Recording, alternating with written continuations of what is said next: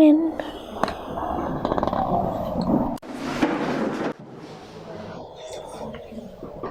So we were interrupted yesterday by the rain. We were going through a quick explanation of World War II. As we explained World War II, I addressed one of the questions that came in that was regarding the two fronts of World War II, where we get Eastern and Western Front from.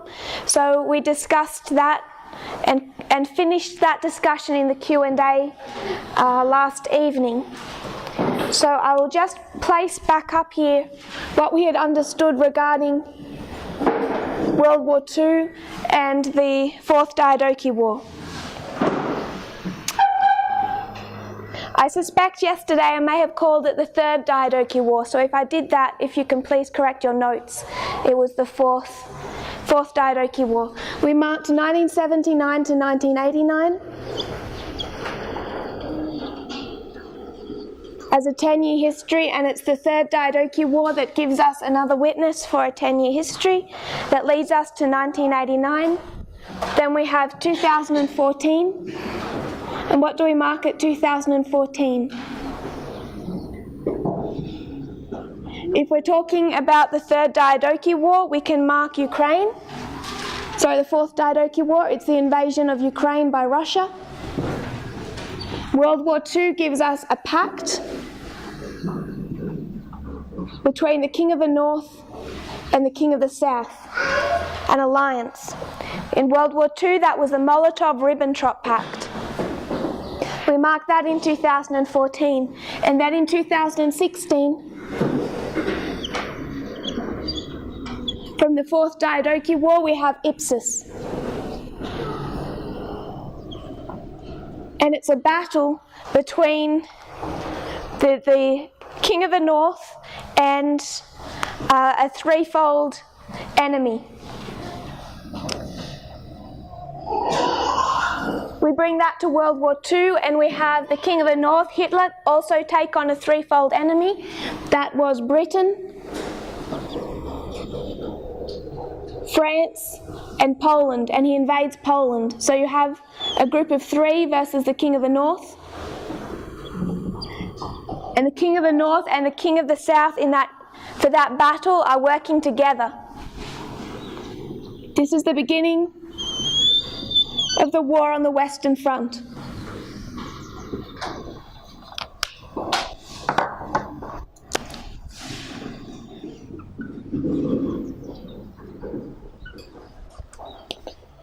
After 2016, we mark 2018.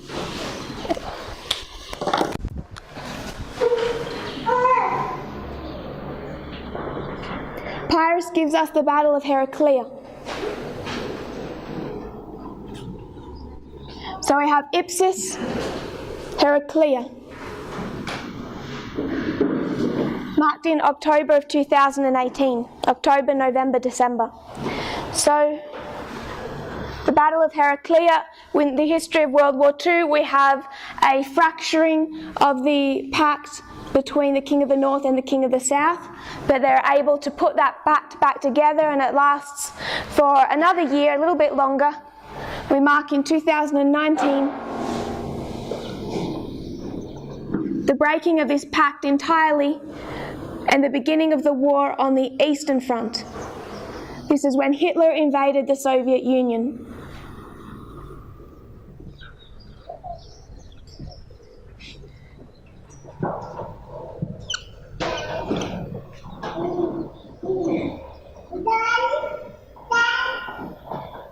So we have Western Front and Eastern Front.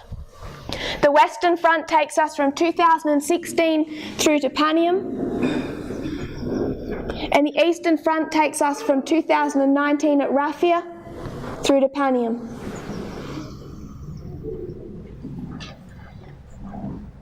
So particularly from 2016, we've been seeing between Trump and the West this war going on as he fights to control three branches of government. He already has the executive, Hitler took Poland, and then he has a drawn-out war for the executive and the legislative, and we'll discuss that in a future presentation, how that has progressed for him.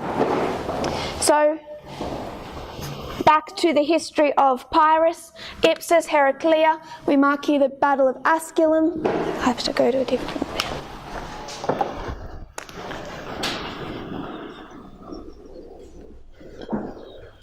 Ipsus, Heraclea, Asculum, and Beneventum, which we know most commonly as Panium. Different story. So that is what we understand from Pyrrhus and the history of World War II. I'll call that Pyrrhus. And then, after the Battle of Beneventum, another lesson that we have from Pyrrhus is a repeat of the following structure. So we actually came to this study by going to Daniel 11 verse 40. Daniel 11:40, part A. And Daniel 11:40, part A takes us through what following structure?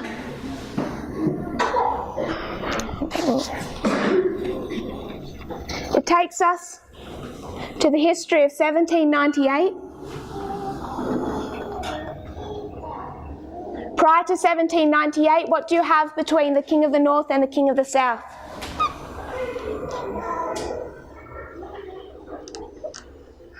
You have this ongoing war between the King of the North and the King of the South, yes?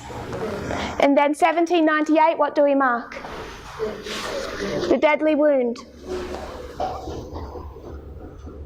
After the deadly wound, what do you have?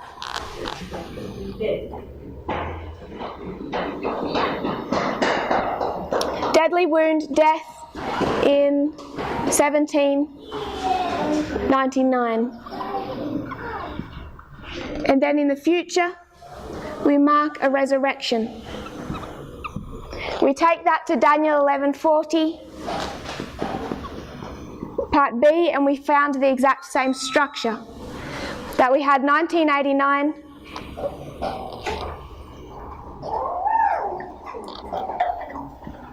as being the end point in an ongoing war between the King of the North and the King of the South. So we mark war, deadly wound, a progressive fall, 1991, death. And then we understood that the King of the South would again resurrect and come back into the Bible story, because if Sunday law is Daniel 11 verse 41, we're still living in Daniel 11 verse 40. So this is the model of part B of Daniel 11, 1989 marking the defeat of the King of the South. And what we have marked again in this history is since 2016, recognizing that the Battle of Panium, here marked at 2021, is also a defeat for the King of the South. So we can place it on the same structure. There must, prior to defeat of the King of the South at Panium, have been what? There must have been an ongoing war between the King of the North and the King of the South that leads us up to Panium. And Panium then is what? What does prophecy choose to mark as significant?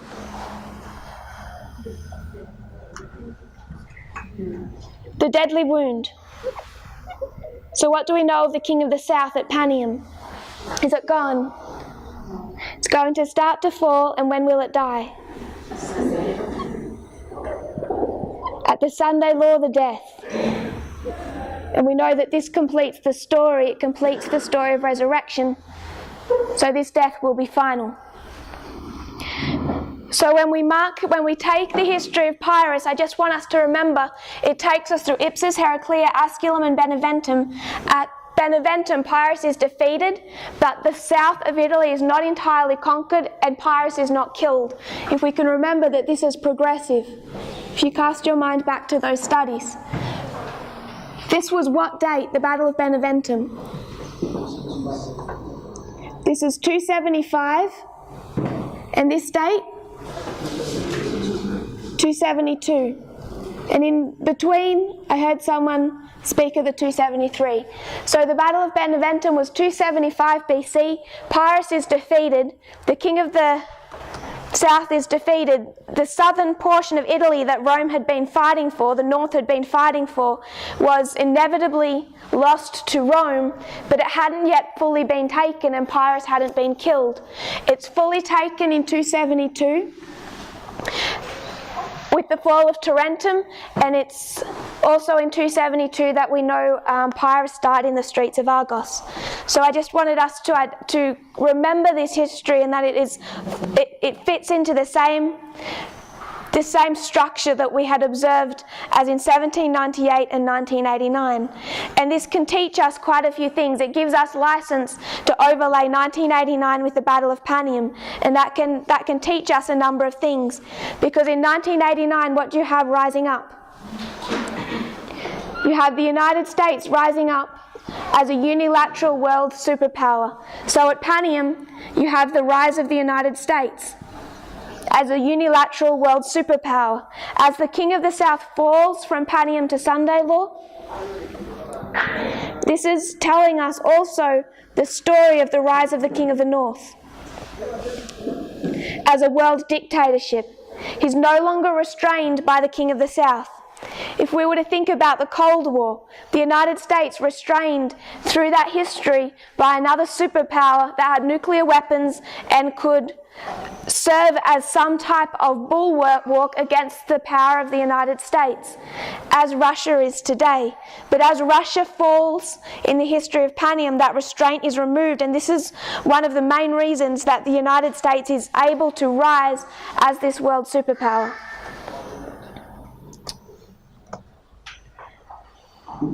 So this is our revision of Pyrrhus and the history of World War II. So we identify the Eastern Front from 2019, and we call this an information war because we are in the information age.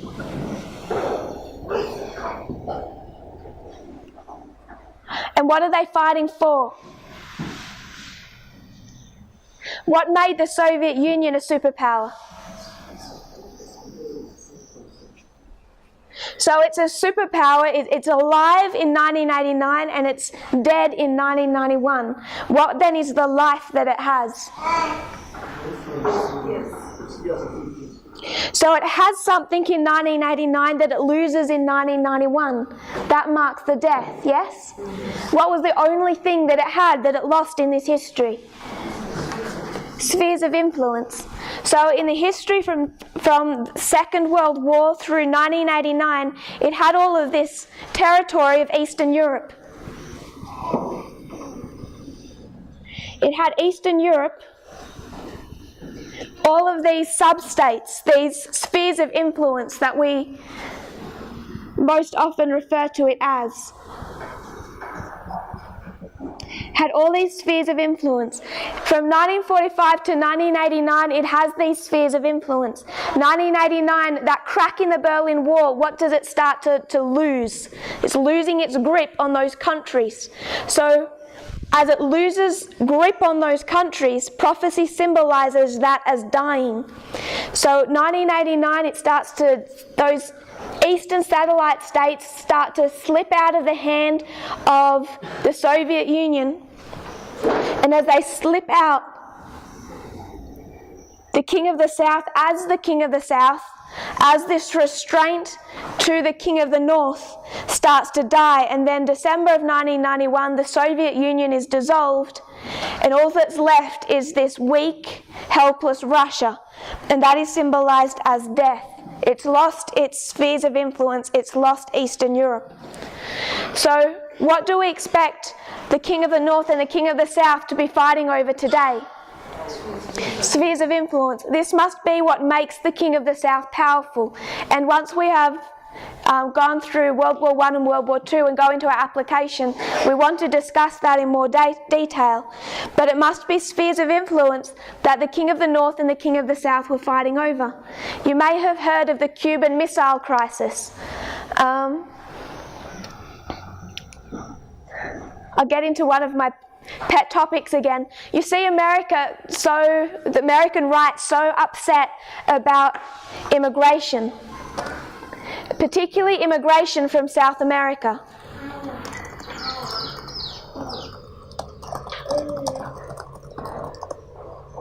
And the United States is really against, particularly Trump's base, really fighting against this influx of immigrants from South America. Particularly, one of the countries that they do not like to receive immigrants from is Guatemala. So in the history of the Cold War, you have all of these other little countries. It's not just Eastern Europe. There's other countries, and you probably all know the history of Cuba. But there's other countries across the world that are turning socialist, that are either allying with the United States or the Soviet Union, whether it's in the Middle East or in South America. It's not all just Eastern Europe. It's worldwide. So in the history of of the Cold War, I want to try and find the article for this. Began in 1953. Guatemala had a president who was elected by the people.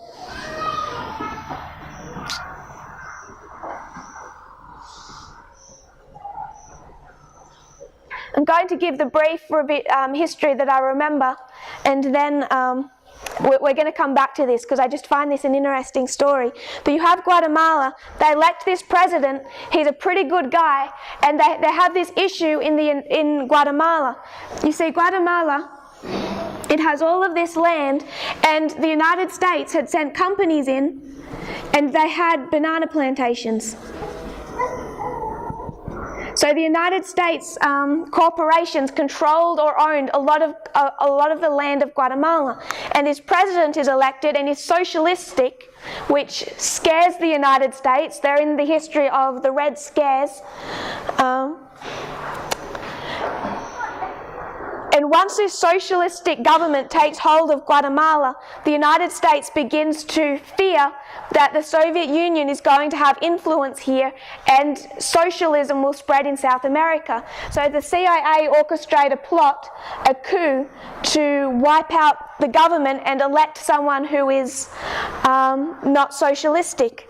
And when they do that, they take down the government, the coup is successful, and they see elected a dictatorship over Guatemala. And if you want to know why Guatemala, one of the main reasons it's so messed up today and it has so many problems, it's because the United States sent the CIA in and overthrew the elected government.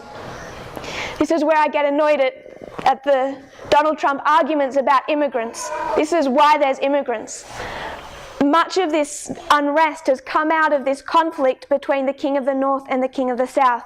And we've discussed that all through this year, how these two global superpowers have influenced these wars, whether it's Yemen or Syria or Venezuela, to the detriment of the people. And this was the history in the Cold War, where not just Eastern Europe, but in all of these other countries, the United States and the Soviet Union were fighting to turn the government either socialistic in favour of the Soviet Union or capitalist in favour of the United States. And they did so much damage in that history.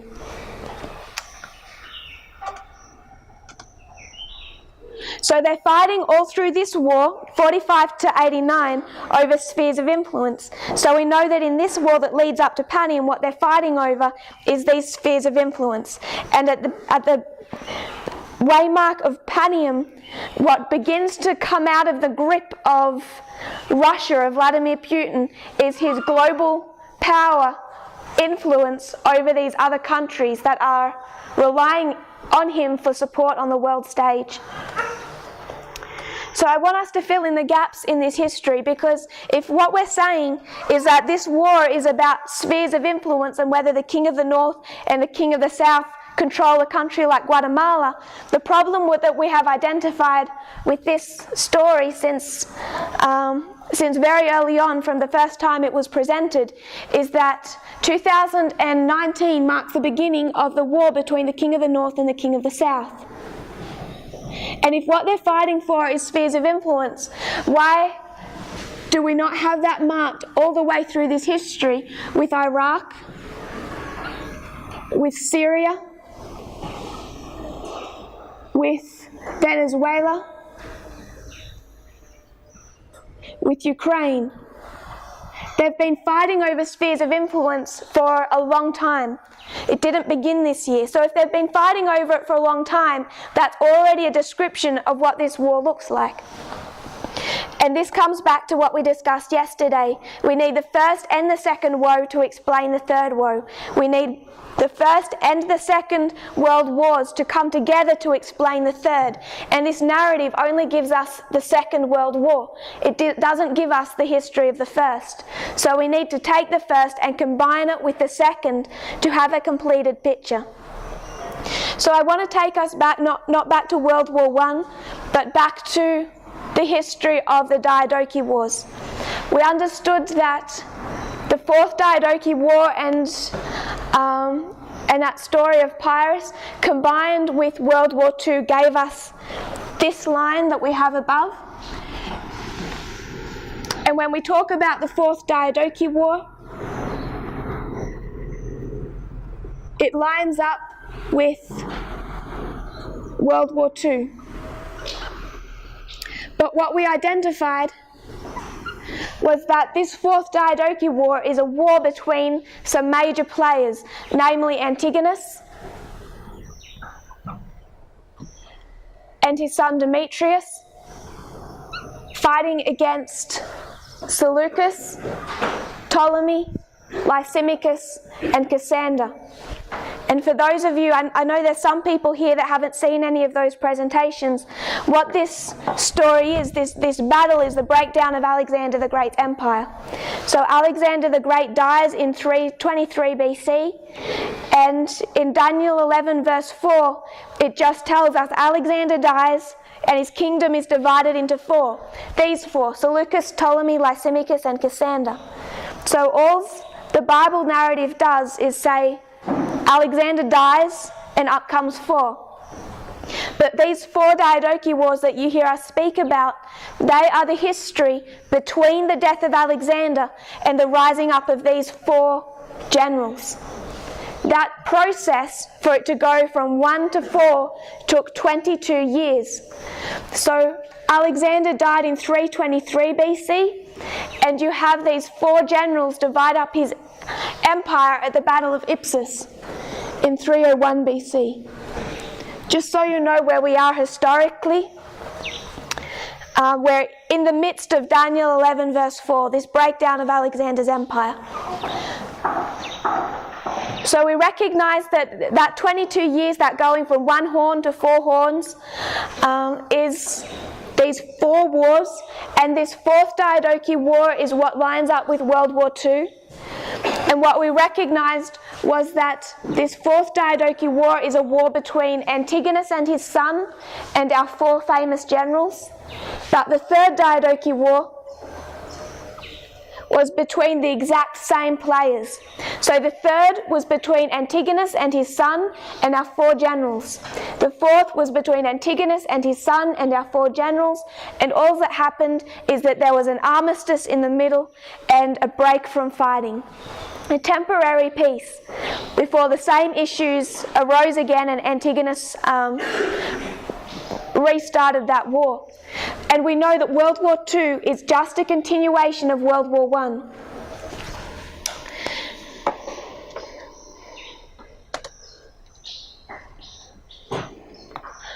This is a quote from heritagehistory.com. The Fourth War of the Diadochi was just a continuation of the Third. Antigonus and his son Demetrius were at war simultaneously, with Ptolemy in the south, Seleucus in the east, and Lysimachus in the north. The Third and Fourth Wars are one war with an armistice in the middle. World War I and World War II were one war with an armistice in the middle. Germany against the Allied forces. Germany against the Allied forces. Antigonus against who are known as the Allies. So not only does World War II come with a war behind it that just began that process, so does the Fourth Diadochi War. So we go back into the history of the third to understand what happened, and also combine it with World War I. We could take much longer on this study, but it would take too long, so we're going to skip through this. It has been presented before, and I think many of you are familiar with it, but I want to pick up some points. Some context will be necessary for those who are new. If we go back into the history of the Third Diadochi War, we see Antigonus has had a long drawn-out war with his arch nemesis. This is the history of a war between Antigonus, who represents the king of the north, and Eumenes, who represents the king of the south in this history. So Antigonus has had this long drawn-out war with Eumenes, who is in the east, and at the Battle of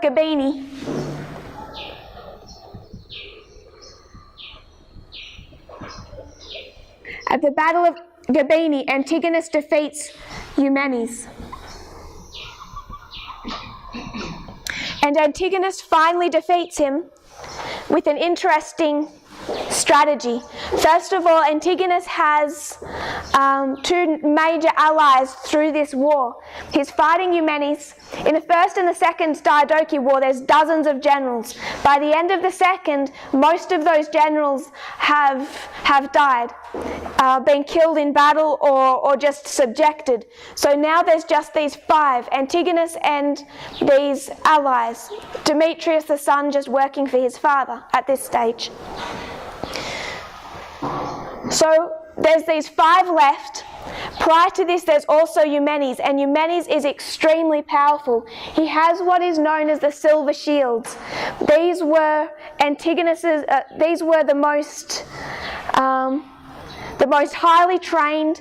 If you've ever heard of the special forces, what do they call them in the United States? The Marines. These were Alexander the Great's Marines. They were men who were in their 60s and 70s who had fought for Alexander the Great through all of his campaigns, and they were just machines of war. They were so strong and so powerful, and they were known as the Silver Shields, and they fought for Eumenes. So Eumenes had control of all of the east. He has control of the elite forces of Alexander the Great's remnants of his army. And in the time previously, he's come on the wrong side of all of these generals. So Antigonus is tasked with wiping him out, with destroying him. He's too powerful. So as Antigonus attempts to wipe out Eumenes, he creates two important allies. One of them is Python, and the second is Seleucus. So there's another general, a more insignificant general in that history, Python. And he has some territory, and he is fighting on behalf of Antigonus, literally alongside him in some of those battles. And Seleucus is also giving more moral support. He's harassing Eumenes whenever he can, and supporting Antigonus, feeding his army, etc. So these important allies, Python and Seleucus, are aiding Antigonus as he tries to wipe out Eumenes. At the Battle of Gabini, they finally come head to head, and you have Antigonus with Eumenes attack the forces of, Antigonus with Python come head to head at Gabini against Eumenes. So these two sides charge each other, and what they send in first is the elephants. And for those of you that are familiar with the history of pirates, you'll know why that's significant and what they symbolize. They charge the elephants, and this is on a vast salt plain.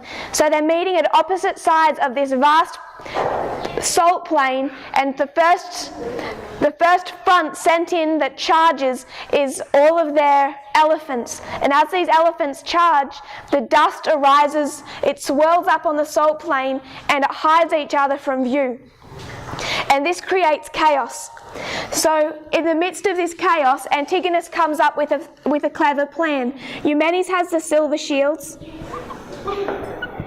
These men are what we would consider elderly, but in those days still in great fighting shape. And very close by them, not well protected, is all of their baggage. Everything that they've ever won fighting for Alexander through all of his campaigns, all of their 60 and 70 years of life, all of their wealth, everything is in that baggage train along with their families, their wives and children. It's left behind them and it's not well protected. So as this salt plain erupts and this dust cloud arises, Antigonus sends men behind, unseen, and they take this baggage train. So this battle itself, this battle between Antigonus and Eumenes, neither side wins. It's kind of a stalemate. No clear winner is announced. But what Antigonus has done is, through the charging of the elephants and the confusion, he's taken the families and the wealth of the silver shields. And the silver shields, they want back all that they've ever campaigned for. So they go to Antigonus and they make a deal. They'll say, we'll surrender Eumenes if you give back our families and our baggage. Antigonus agrees, and Eumenes is defeated. He's handed over to Antigonus and killed. So I'm going to make this application directly, because otherwise we'll lose the information as we go along. We talk about the history of 1989. It's marked in inspiration as a battle between the king of the north and the king of the south. There has been this long ongoing war between the United States and the Soviet Union.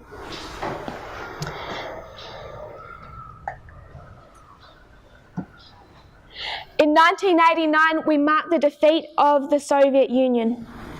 Defeat in battle. And in that war, who were the two important allies that the United States had that finally caused its downfall? One of the main reasons the Soviet Union lost all of its strength in this history is it went into an ill-timed, ill-thought-out war in Afghanistan. And this is known as the 10-year Afghanistan War from 1979 to 1989. And in this 10-year war, it drained not just all the resources of the Soviet Union, it destroyed their economy, it also started tiring the people, and it destroyed their confidence in their own government. And in this war, the United States had two allies. The first one was fighting with it directly. Python fought with Antigonus directly, and that was the Mujahideen. The Mujahideen were the rebel forces inside Afghanistan that were supported and fought on behalf of the United States. So they have one ally fighting directly for them, the Mujahideen, as Antigonus had one ally, Python, but then he also had another one, Seleucus. And Seleucus is marked in prophecy as carrying the symbology of the king of the north. He is the king of Babylon. And also in this history, the United States went into another alliance with John Paul II and the papacy. And we all know that Time magazine cover of 1989, the Holy Alliance that brought down the Soviet Union, John Paul II and Ronald Reagan. So the United States has two important allies, Mujahideen and papacy. Antigonus has two important allies, Python and Seleucus. But what did this defeat look like in 1989? First of all, what are they losing? Spheres of influence. 1989, what did that look like? We have the fall of the Berlin Wall, and who attacked the Berlin Wall? Who started to take it down? What I want us to see is that the Soviet Union was dismantled, ultimately destroyed from the inside. So at the fall of the Berlin Wall, it's not the United States or the West that comes to that wall and starts chipping away at it. It's actually the East. It's actually the people of the Soviet Union that start to dismantle their own infrastructure, their own governments.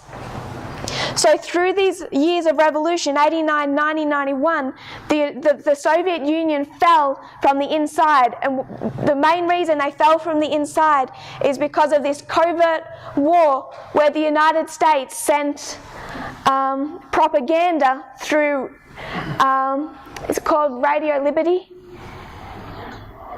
through their information channels through to the Soviet Union, dropping pamphlets, feeding this information, even things like Western food, Western television, feeding all of this into the Soviet Union to create a discontent with the government. At the same time, you have John Paul II doing the same, visiting Poland, starting to go into Eastern Europe and criticize the governments. So it was a not well kept secret, this subtle subterfuge that ultimately brought down the Soviet Union from 1989 to 91 from the inside. You don't see the United States in 1989 tearing down that wall. The people of the Soviet Union did that work themselves. So the people of Eumenes, they betrayed him.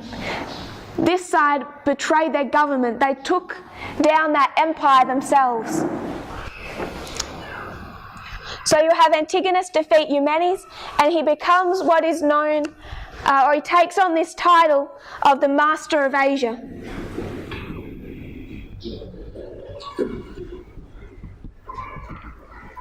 Antigonus titles himself the Master of Asia, and he is now a superpower. He has a massive empire that stretches all through the east, all the way into the west.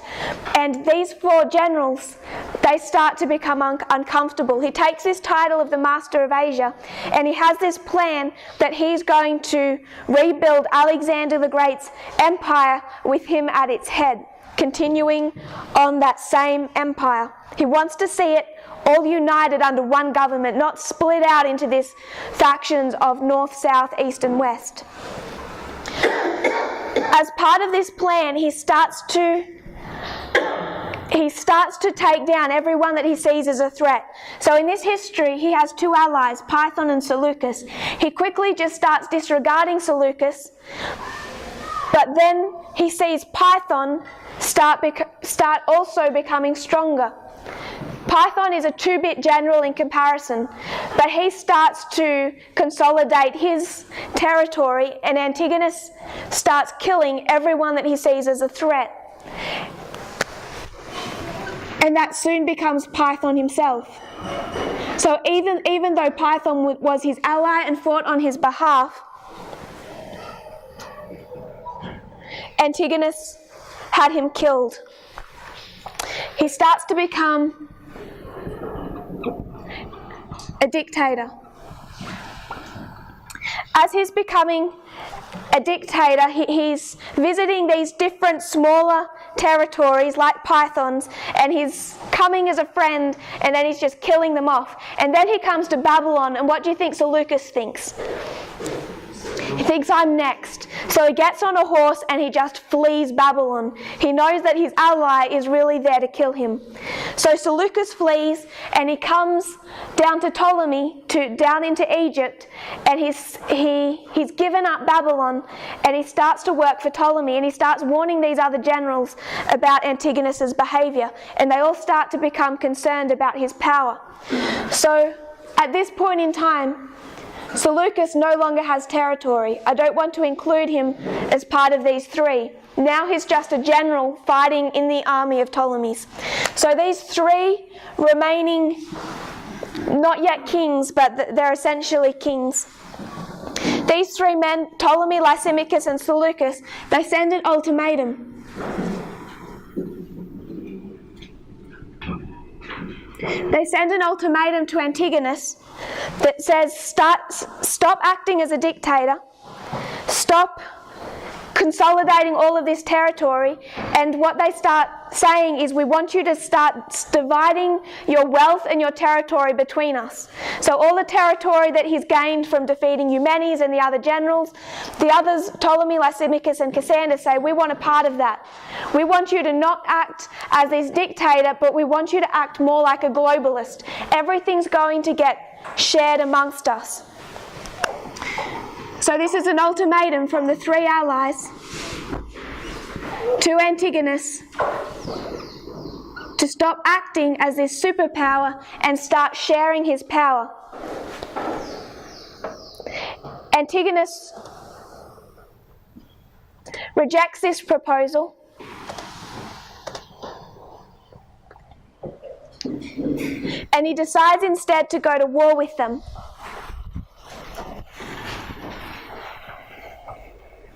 So he goes to war with our three allies, and he begins that by attacking the territory of Ptolemy.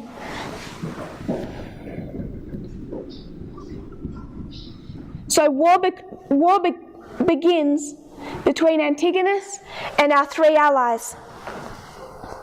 And what they're fighting for is spheres of influence. So he doesn't just attack all of them. His first attack and his greatest enemy, who he's had years of problems with, who he's finally gone to war with, is Ptolemy. So he doesn't attack Egypt itself, he attacks the spheres of influence of Ptolemy. When he attacks the spheres of influence of Ptolemy, this is the area of Coal Syria down through where we would identify Israel, through the Gaza Strip. All of that territory he starts to take, and he takes all of that down near to Egypt. So if we were to try and draw that, this is Egypt. Antigonus has come down and he's attacked the spheres of influence of Ptolemy.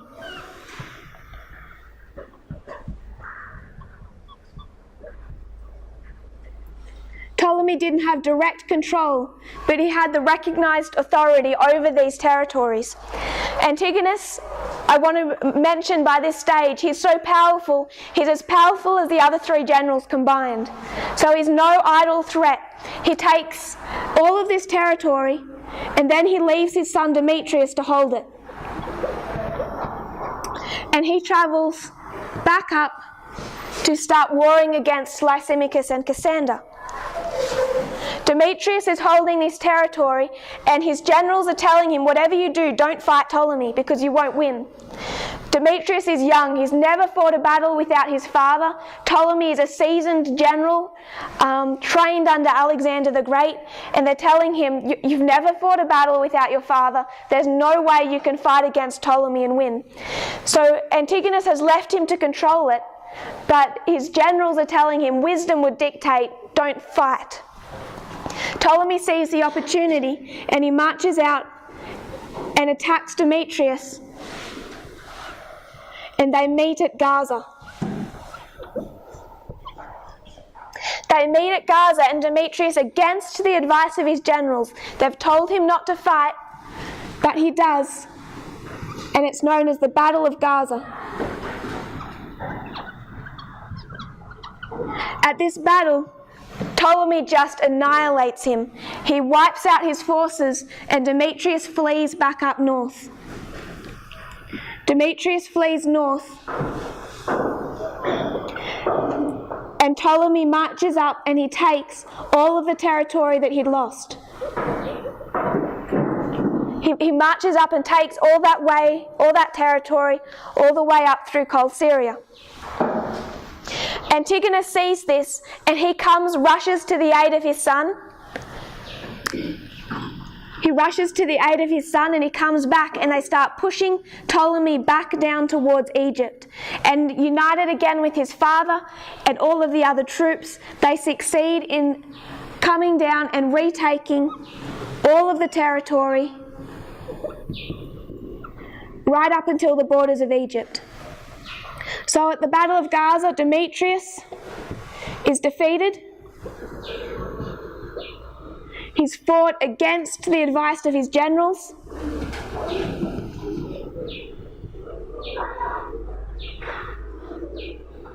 And he flees north. His father comes back, and through the history after the Battle of Gaza, up until they make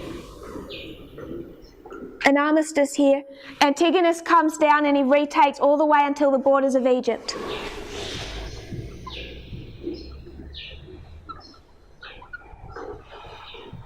And he's tempted to take Egypt itself, but there's been something significant happen in this history that I want us to store in our brains because it becomes quite relevant. After the Battle of Gaza, what does that open up the possibility for? The Battle of Gaza, you have Ptolemy and Seleucus fighting together. At that battle, Ptolemy is fighting with Seleucus as one of his generals.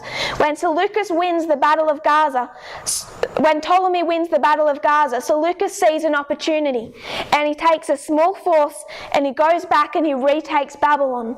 So this is the rise of Seleucus. He's going to begin to rise there, and I want to mark that he hasn't fully risen right in this history, but he runs back and he takes back Babylon.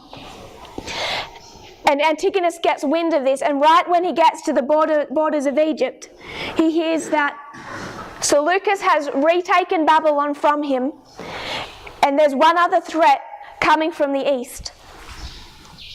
Because of these two concerns, one being Seleucus and one being the Nabateans, the threat from the east, Antigonus decides not to take Egypt, not to take Egypt from Ptolemy, not to invade. So he only goes to the borders of Egypt, and then he decides to make peace, and it's known as the Peace of the Dynasts.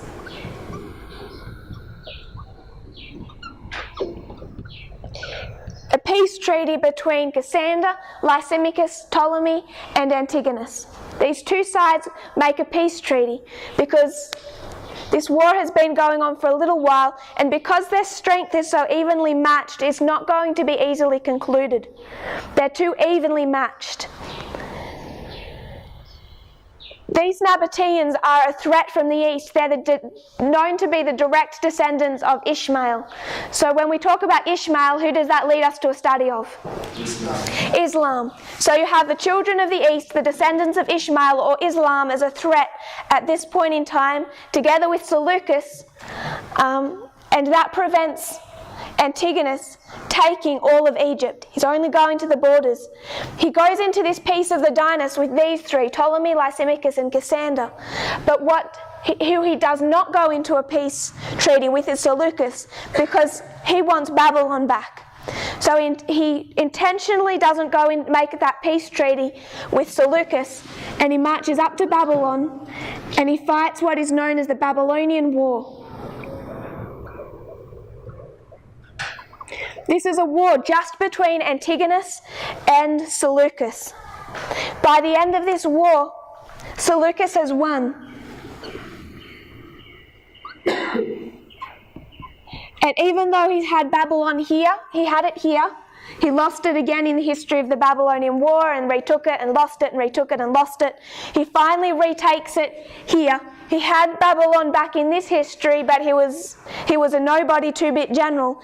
It's at this point where he firmly takes Babylon from Antigonus that we mark the beginning of the Seleucid dynasty. And from here he travels east and he just starts to rise more and more as a superpower. He travels to the east, finally comes back to end the Fourth Diadochi War at the Battle of Ipsus. But this is the history of the rising of Seleucus. He's established in that history. This concludes the Third Diadochi War. As we said before, you have the Third Diadochi War and the Fourth Diadochi War. They're one war. In between them, this peace of the dynasts, this peace treaty. In between them, this Babylonian war and the rising up of Seleucus.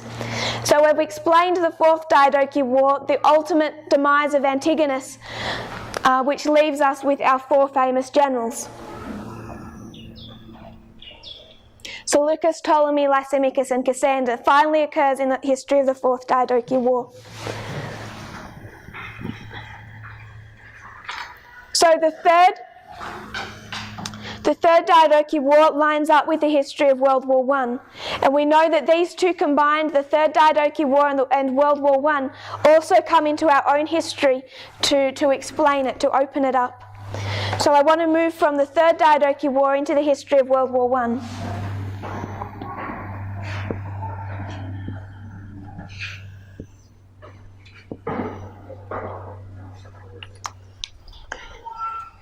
Again, we'll have to give a little bit of a background.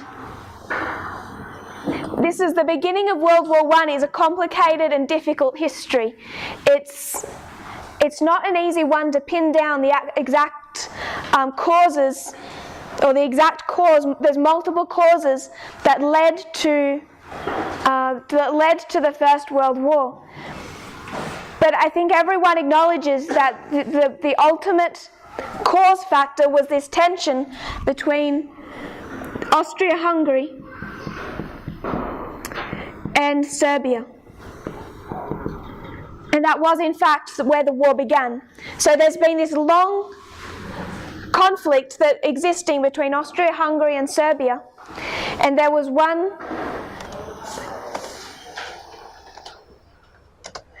particularly one event that led to this war, and it's known as the Bosnian Crisis of 1908, when the situation between Austria and Hungary and Serbia escalated to a situation quite irreparable.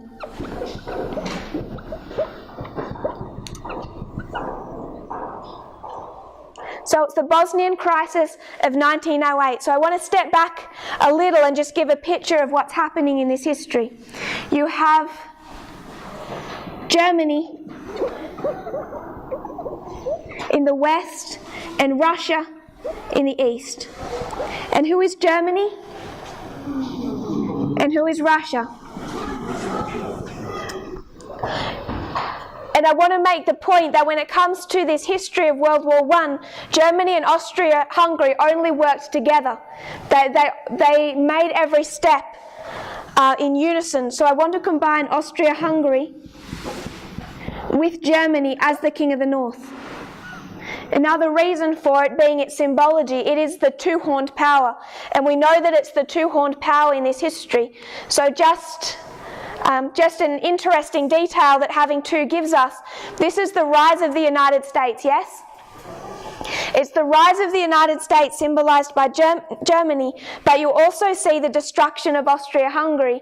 And what do we know is destroyed within this reform line? The United States as a two-horned power. So it's actually giving us more information about the fall of the United States as a lamb-like beast. So we have Austria-Hungary and Germany, and they worked in unison. Austria-Hungary didn't even declare war until they had permission from the Kaiser of Germany. So you have Austria-Hungary and Germany, and they have a problem, particularly Austria-Hungary, with Serbia.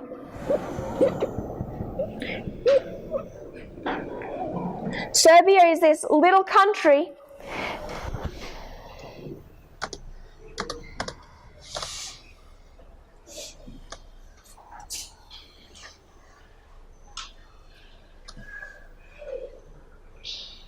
just looking for the word. It was this little country, but it was quite ambitious, and there was all these other territories around it that it wanted to control and really unite all of the Slavs into one territory. So it wanted to take all of these Slavic states and unite them, and one of them was Bosnia.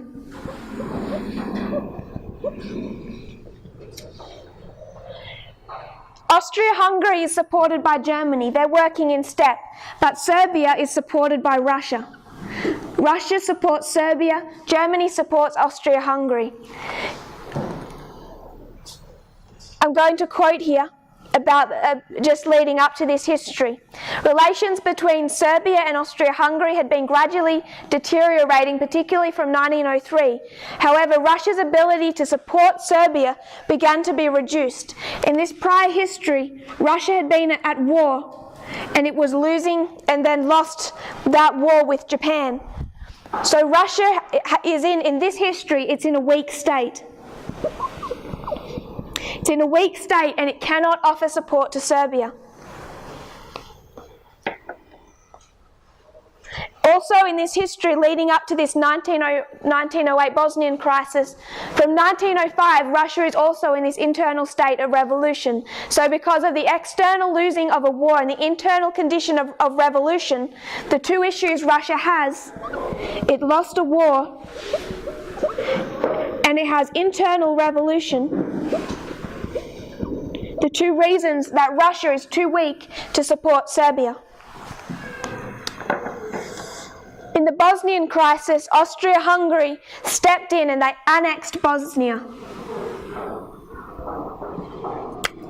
They took Bosnia as part of the Austrian-Hungarian Empire, and this upset Serbia no end. The Serbs were furious, not just because Serbian people lived in Bosnia, nor even because they just hoped to conquer Bosnia themselves, but because that they had a financial interest in Bosnia. And this was able to give Austria-Hungary economic leverage over Serbia. So there's an economic reason that Serbia wants control of Bosnia. Instead, Austria-Hungary take it.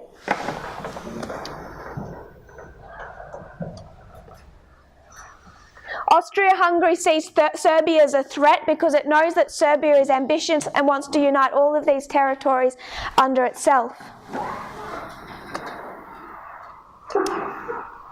So this is the 1908 Bosnian crisis. Serbia appeals to Russia for help, is willing to go to war to retake Bosnia, but Russia steps back and it won't help it. It won't help because it's in too much trouble itself. But because it loses, it cannot back up its ally in this history, Russia is humiliated. They feel humiliated as a country that they do not have the power to support their own allies. And again, just because of the complications of this history, we made application. I would rather make application directly now, so that we can not forget those details.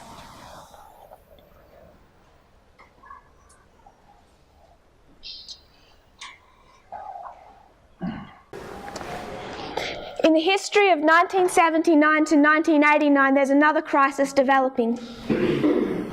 This is the history of a conflict between Iran and Iraq. So Iran undergoes a revolution in 1979. They turn into the Iran we know today. Iraq goes in through a revolution in 1979. Saddam Hussein takes power. And those two newly formed identities are at ideological odds and they quickly go to war. So there's a war between Iran and Iraq in this history. Iraq is not able to win that war. It ends in a stalemate, but they have economic problems from that war. So beginning in 1989, they have a lot of debt that they're looking to repay, and one of the territories that they want to get that the repayment of that debt from is Kuwait. So we have this territory, Iraq. Saddam Hussein, he did want to unite the Middle East. He was ambitious. But because he could not defeat Iran, he's left in an difficult economic position, and he starts to have tension with Kuwait. Kuwait there's some evidence they were stealing oil from Iraq. They had not been following the OPEC oil agreements about how you fix prices, and it was costing Iraq a lot of money. So he decided that he wanted to take Kuwait, and he stepped in there in the history of 1990, and he invaded Kuwait.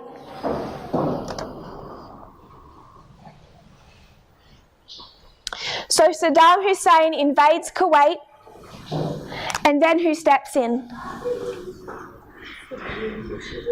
The United States comes into that battlefield,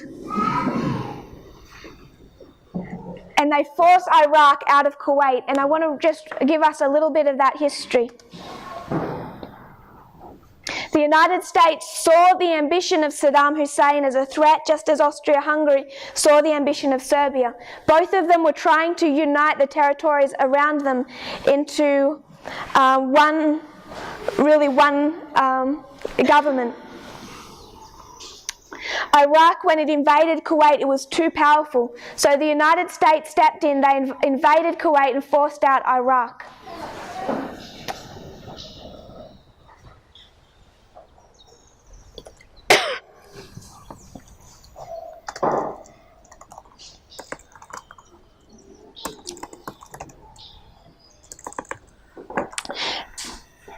They took Kuwait from Iraq, and this, not just did they take it from Iraq, they then went and really did a work to destroy the economy of Iraq. But Iraq had an old Cold War ally in the Soviet Union. So through this history of 89 to 91, the Soviet Union, which originally had been supportive of Saddam Hussein, and Iraq, going back through the history of the Cold War, is not able to support Iraq in this Gulf War crisis. And instead, Iraq loses Kuwait to the United States, and this creates an economic problem. Austria-Hungary had economic leverage over Serbia through the taking of Bosnia. The United States had economic leverage over Iraq through the taking of Kuwait. Russia was supposed to support Serbia, but it's too weak because it has lost a war and it's undergoing an internal revolution. So the Soviet Union could not step in and support their ally because they were had just lost the Cold War in the history of 1991, and they were also going through internal revolution.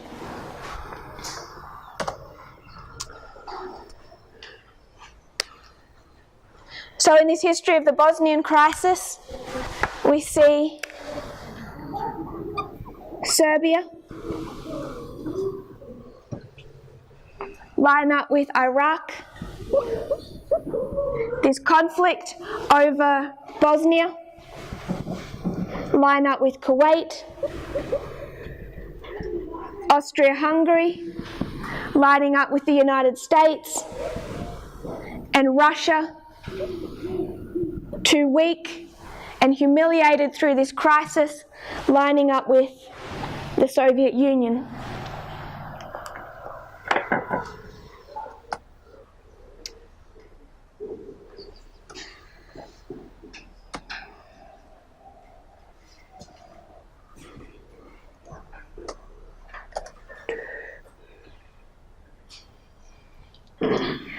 There was in this history,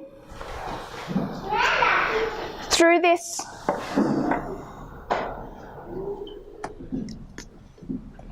I lost my place.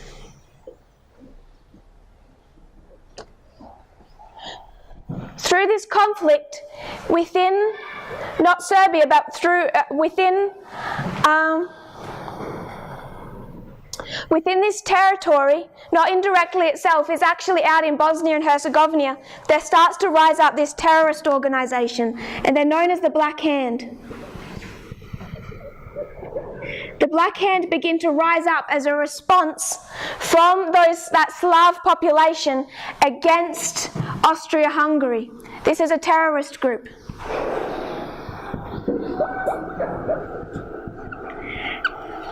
and they decide to strike in 1914 and assassinate Archduke Franz Ferdinand.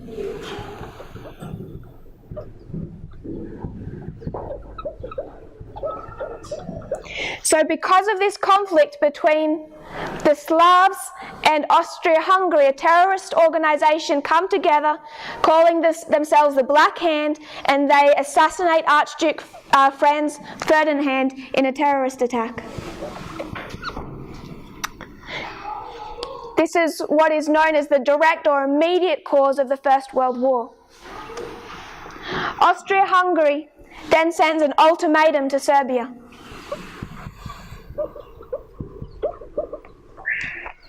And I'll rub out this dynamic here for space.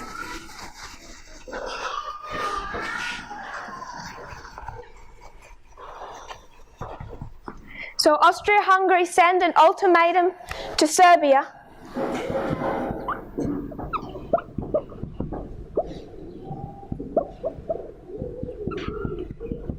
that essentially says, if you don't fulfill these really impossible list of demands, we're going to go to war with you. And this list of demands was give up your sovereignty.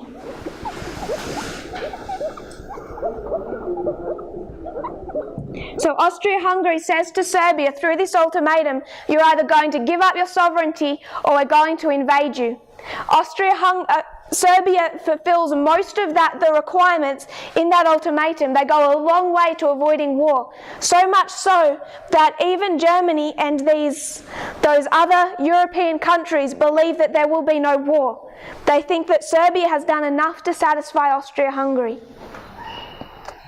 But Austria-Hungary had wanted a war with Serbia for a long time. They were only looking for an excuse. So they were never going to be satisfied with anything. They were determined to have this war. So despite the fact that Serbia had fulfilled most of the demands of that ultimatum, just short of giving up their sovereignty, it was on July 28, 1914, that the First World War began, with Austria-Hungary invading Serbia. So Austria-Hungary invades Serbia, and this, in a matter of days, begins a war on how many fronts? This begins a war on two fronts. You have the Eastern Front and the Western Front beginning at the same time. So as soon as Austria-Hungary invades Serbia, you see Russia start mobilizing, Germany starts mobilizing, and then it's an all-out war between the East and the West. And Germany is fighting a war on two fronts, and we explained that yesterday in the First World War, how Germany is here and they're fighting against Russia now. Russia has gone to war because it's humiliated in this history. It couldn't protect Serbia in 1908, and they say, we're never going to let that happen again. If Serbia is threatened again, we will defend you. And when Serbia is threatened again, Russia at all costs will protect it. So Germany and Austria-Hungary fighting a war on that front, also fighting against Britain and France. So Germany starts coming up with an interesting plan. This war has been dragging on for too long, and they decide that if they're going to win this war, they need to end the war on one of these fronts. They can't keep fighting on both the East and the West. So they decide to end the war on the Eastern Front through strategy. Now I'm going to read here some of the history. Particularly, this is the history of 1917. So there's been internal problems within Russia for quite some time. And you will all know someone known as Vladimir Lenin. So in the 10 years leading up to 1917, through all of this history, Lenin has been hiding out in Switzerland. He's a controversial figure inside Russia. He's not safe there. So he's hiding out inside Switzerland. And everyone knows that he wants to overthrow the Russian government. So what Germany does is they take him from exile in Switzerland and they put him on a sealed train and they post him through Germany, through all the Eastern Front and into Russia. So Germany knowingly planned the Russian Revolution, taking Lenin from Switzerland in a sealed boxcar and sending him by train through to Russia, hoping that he would fulfill what everyone knew he desired in overthrowing the Russian government. And in this history, what is Lenin saying? He's saying, if I took power, I'll end the war. I'll end the war between Russia and Germany. Ludendorff, the famous German general, he says, Lenin, he will overthrow the Russian patriots and then I will strangle him and all his friends. So Ludendorff is saying, sending him in, he's going to overthrow the Russian patriots and then I'll just destroy him. There's a telegram in Berlin, in a historical museum, that was sent through to the German government that read, Lenin has arrived safely in Russia. He's doing just what we wanted him to do. And when does Lenin take power? 1917, November 8.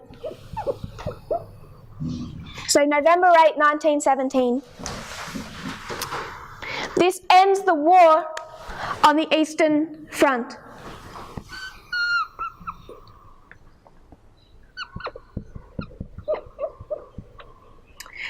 When Lenin takes power in November 8 of 1917, he shortly after fulfills his promise, and on March the 3rd of 1918 he ends that war.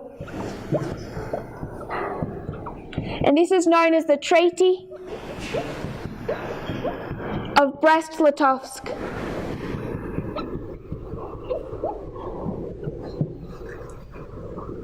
The Treaty of Brest-Litovsk, the ending of the war between Germany and Russia. So Germany's plan in that history was successful, but when Lenin signed this treaty, how was the treatment of Russia within this treaty? I want to read what Lenin said about that treaty.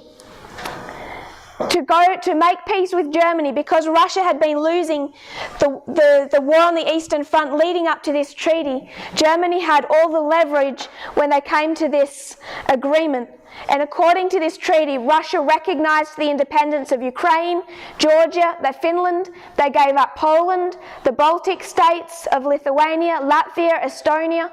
They ceded Kars, Ardahan and Batum to Turkey. The total losses constituted some 1 million square miles of Russia's former territory, a third of its population, or around 55 million people, a majority of its coal, oil and iron stores, and much of its industry.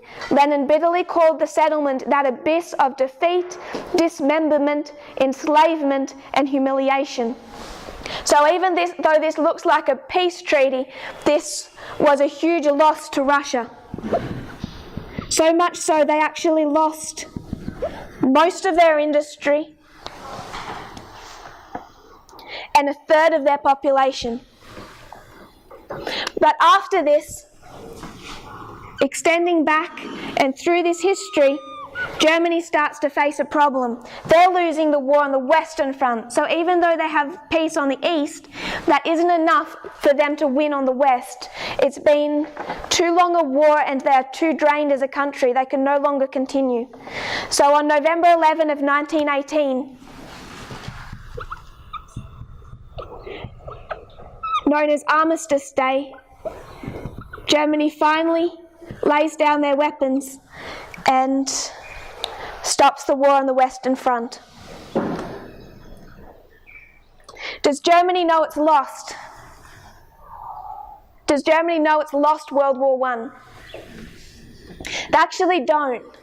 Germany in that history, they had this idealistic idea that it was just a stalemate, that they had lost but the West had lost just as much. Neither side could continue, so both sides were laying down their weapons and they were going to go to the table and discuss. So they don't actually realise how much they've lost that war. They don't realise that until 1919 and the Treaty of Versailles. And the West comes to those meetings in Versailles with such a list of demands against Germany. They point Germany back to this Treaty of Brest-Litovsk, and they say to Germany, you realise how harsh your treatment was of Russia in this peace treaty? Well, we're going to make it just as hard for you as punishment. So this this Treaty of Versailles, because Germany had taken so much from Russia at the Treaty of Brest-Litovsk, that is used as an excuse, and the West at the Treaty of Versailles takes so much from Germany.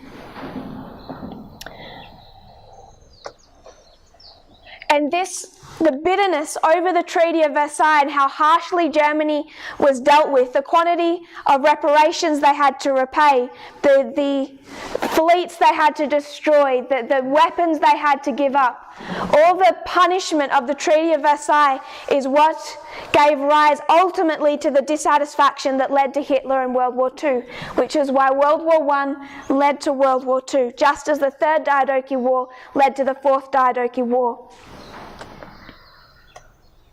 So the fall of Germany, they don't realise they've lost on Armistice Day. They don't realise that until they're forced to sign the Treaty of Versailles in 1919. So we come down and we make applications. We've already made application of the Fourth Diadochi War and World War II, and now we want to make application of the Third Diadochi War and World War I, because we know that World War I plus World War II equals World War III. We must combine them to understand our own time. So we began to do that just with this first waymark because of the complications of the war with Yemenis and the complications of the Bosnian crisis and the beginning of World War I. So Iraq went through a revolution in 1979 to 89. We saw the rise of Saddam Hussein. Iraq wants to unite all the Middle East under their sphere of influence. The United States sees that as a threat. Iraq would have power over so much of the global oil supply, the world's lifeblood, and they'd come into conflict over Kuwait, which we lined up with the conflict over Bosnia. Iraq's traditional ally was the Soviet Union, as Serbia's was Russia, but their ally is too weak to support them. And we see Iraq in this history weakened to such an extent.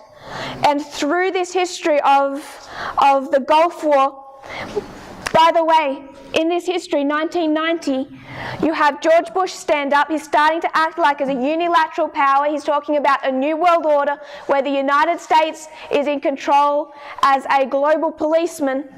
He's essentially following the same path as Antigonus. Antigonus was starting to act as a unilateral superpower, and so was George Bush in this history.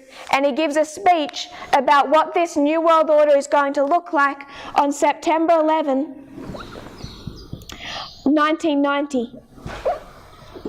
September 11 of 1990, he gets up and he gives this famous speech to Congress where he speaks about the world entering into this new phase of the new world order.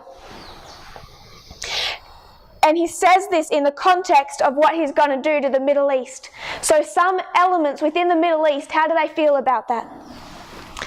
Not very favourable to this global policeman. So a terrorist organisation begins to form. Al-Qaeda.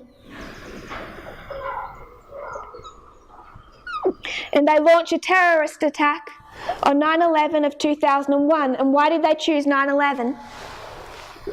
It's not proven, but it's widely believed to be a direct response to this unilateral behaviour of the United States in the Gulf War. So because of the way the United States was behaving towards the Middle East in the 1989 to 91 history, particularly being marked with a speech to Congress on 9/11, then timed to also make a direct attack on the United States as a superpower is timed to 9/11/2001 by Al-Qaeda. Just as much as you see this Bosnian crisis, it's the Slavs within those territories. They see Austria-Hungary as acting as this unilateral power. They form this terrorist organisation and they're going to make a direct attack against it. And this is where we see this conflict begin.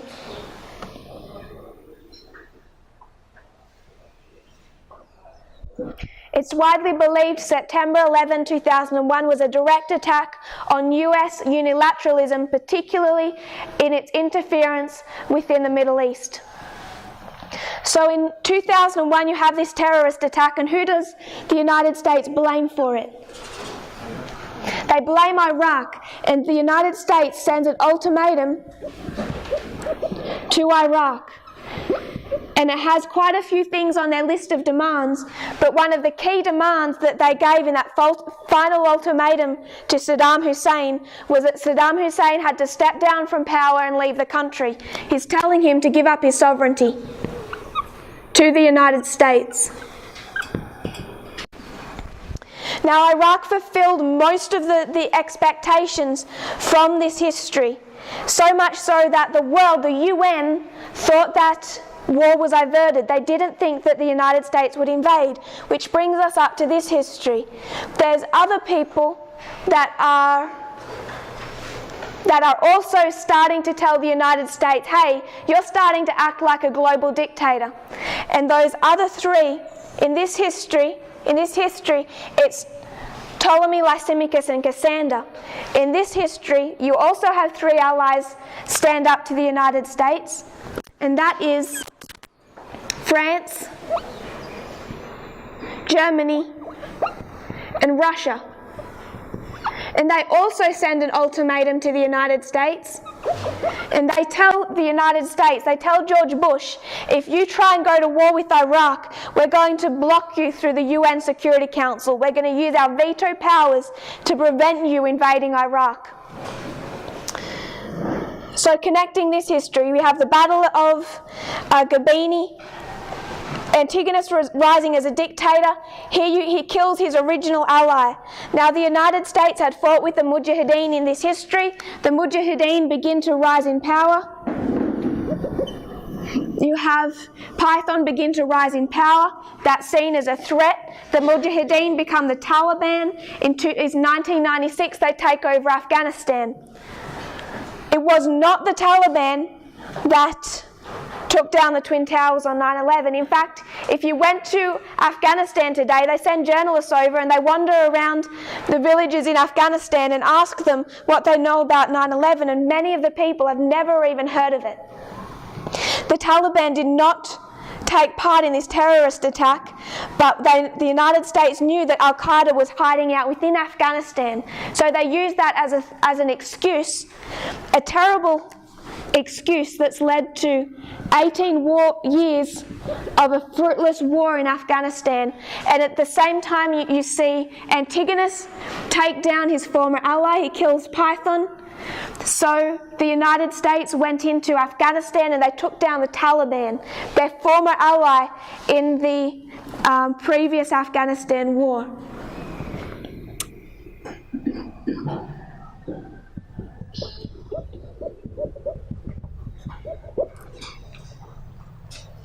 Afghanistan isn't enough, they also want to invade Iraq. We see this ultimatum. There's two ultimatums in our history. Three allies against the King of the North, France, Germany, Russia, saying stop acting as a dictator, start sharing, we're the UN, remember that. You have another ultimatum from the King of the North to its small country saying, give up your sovereignty to us. You had the United States say to Saddam Hussein, give up your sovereignty to us, step back from power. When they failed to fulfill this clause, the giving up of sovereignty, you have an invasion of Serbia, an invasion of Iraq.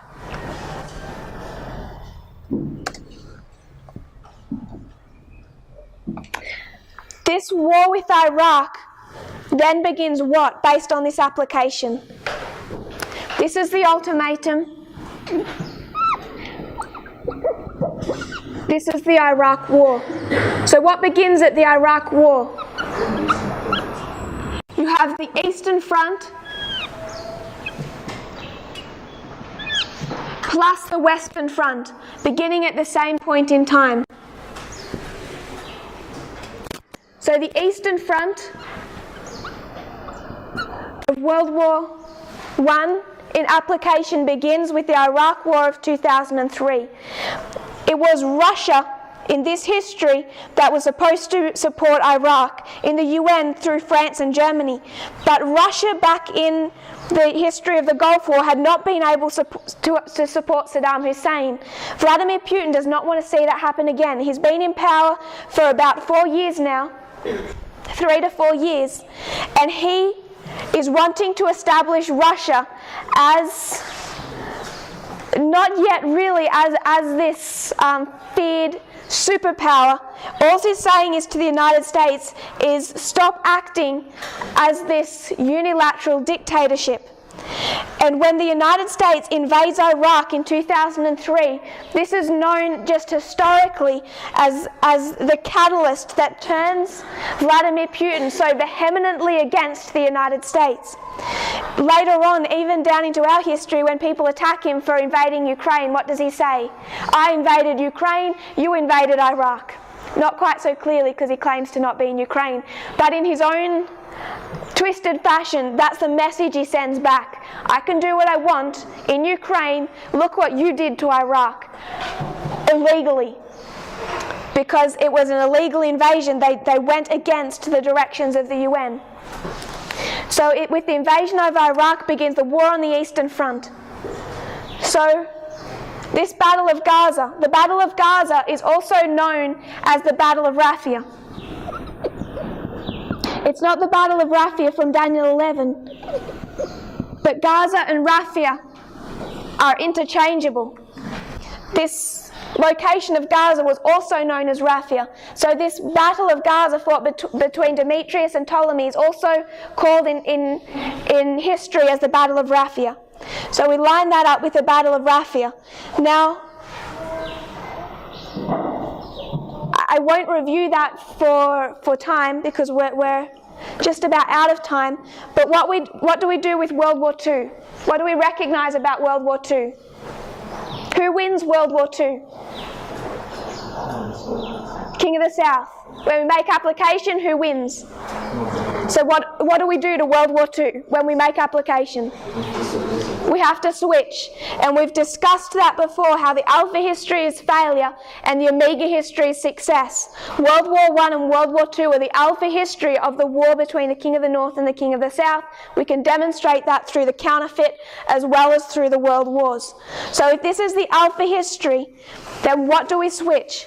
We switch the victor and the loser in that war. As we begin to switch this war from 2003 forward, instead of it being Germany or the King of the North that employs this tactic, it's going to be the King of the South. So Germany, they took Lenin, they said, we will send you through to Russia because you're going to overthrow the government and make peace with us. So in this history from 2003, Vladimir Putin comes up with a plan. And the best way to make peace with the United States is to overthrow the government. So he finds someone, he finds Donald Trump. We've already lined up their pact or alliance or what's known as collusion. And just like Germany sent Lenin into Russia, so Russia sent Donald Trump into the United States. This was November 8 of 1917. And when did Donald Trump win his election? November 8 of 2016. And what has he then succeeded to do? he's made peace on the Eastern Front. And this is one of the points from this study that I want us to come back and discuss from tomorrow. How do we see this year? How do we see the Battle of Raphia? Because in the history of World War II, and most of our other histories, we see it as this war between two enemies.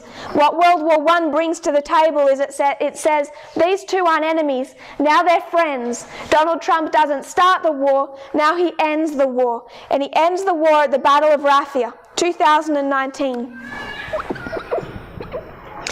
We'll review that when we review the history of this year. But this work came at a great loss to Russia, did it not? This peace? So this peace comes at a great loss to the United States. Came at a great loss to the King of the South in the Alpha history, comes at a great loss to the King of the North in the Omega history. It was more than a peace. But then what do we know is going to happen?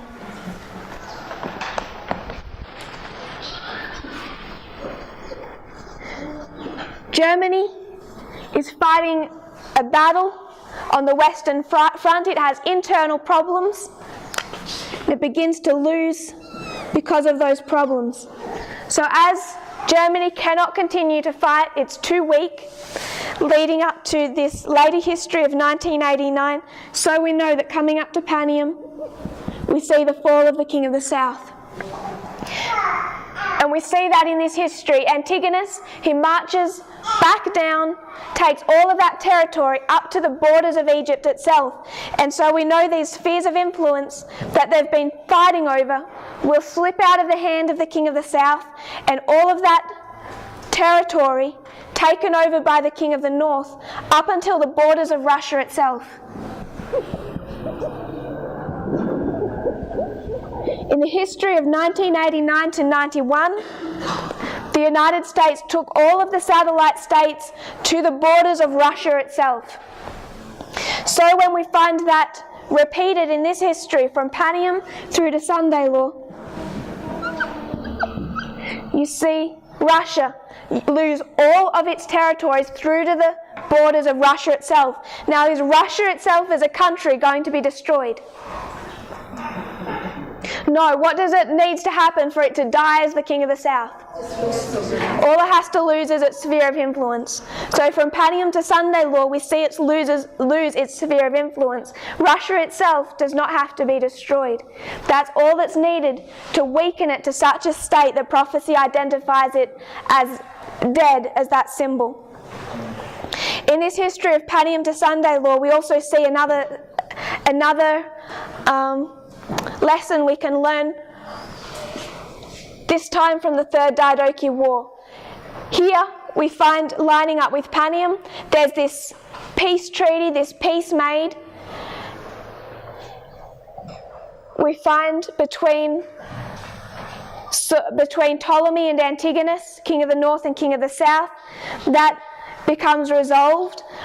But we also marked the Nabateans. So we mark Islam, not our only witness for this, but I'll add it to this study. We're marking Islam through the Nabateans as another event of Panium. And then because of this Battle of Gaza and this conflict between the North and the South, who begins to rise and establish themselves? You have the rise of Seleucus until the Seleucid dynasty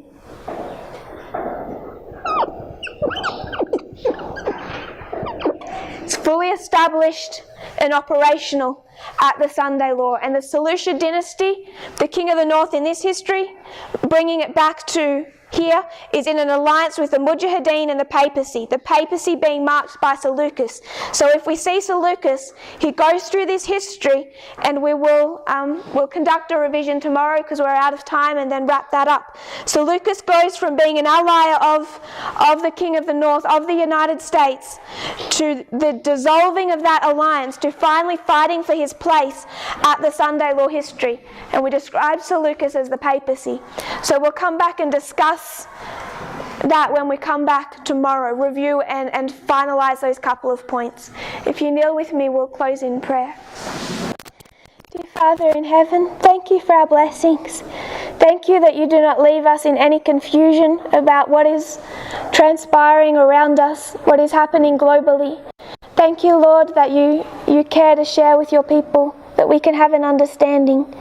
I pray, Lord, that we will trust in you, that we will take up our part for when we must